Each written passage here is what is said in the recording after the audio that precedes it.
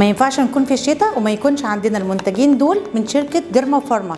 اول حاجه الشركه مصريه 100%، تاني حاجه المنتجات دي مصريه بتعادل بالظبط نفس ماتيريال المنتجات الاجنبيه، تالت حاجه واهم حاجه ان الاسعار بتاعتهم رخيصه 45 جنيه و55 جنيه. اول منتج معانا اللوشن بتاع الاطفال. اللوشن ده بقى بيعمل ايه؟ بيحافظ على جسم الاطفال من الالتهابات بتاعه الحفاض، لو ابنك عنده اكزيما في الجلد، لو انت محتاجه ترطبي جسم البيبي على طول بمنتجات طبيه وامنه، اللوشن ده هو الحل. كمان بيحافظ على الجلد من الاكزيما ومن لدغات الحشرات، وينفع للكبار وينفع للصغيرين. لو بتعملي شيفنج، لو جسمك بيحتاج ترطيب وعاوزه حاجه تكون طبيه وامنه وكمان طبعا حلو، اللوشن ده يعتبر افضل اختيار. تاني منتج معانا المنتج بتاع ديب كلينر. المنتج ده بيعمل ايه؟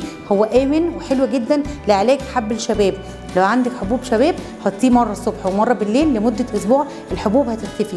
كمان لو بتظهر الحبايه المفاجاه اللي دايما بتكون موجوده قبل اي مناسبه، هو حلو جدا للحبوب دي وبينشفها وكمان ما بيسيبش اثر.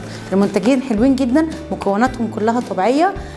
لو هنشوف المنتج ده مكوناته ايه، في سلسليك اسيد وجلايكوليك اسيد وفي بنسينول، في كمان كامونيل وزبده كاكاو، فيتامين ه وفيتامين سي، ودول بيعملوا على النضاره والترطيب، وفي يوريا، وفي زيت الورد اللي بيعمل تفتيح. انت بس مش هتعالجي الحبوب، انت كمان هتفتحي مكانها علشان ما تسيبش اثر او تعمل تصبغات. لو هنتكلم بقى عن الحاجات اللي ممكن تستخدميها كمان في الجوجوبا اللسيون بتاع الاطفال، هو بيعمل على علاج التهاب الحفاض، بيعمل على علاج حمى النيل، حروق الشمس، جفاف الجلد، والتهاب الاكزيما.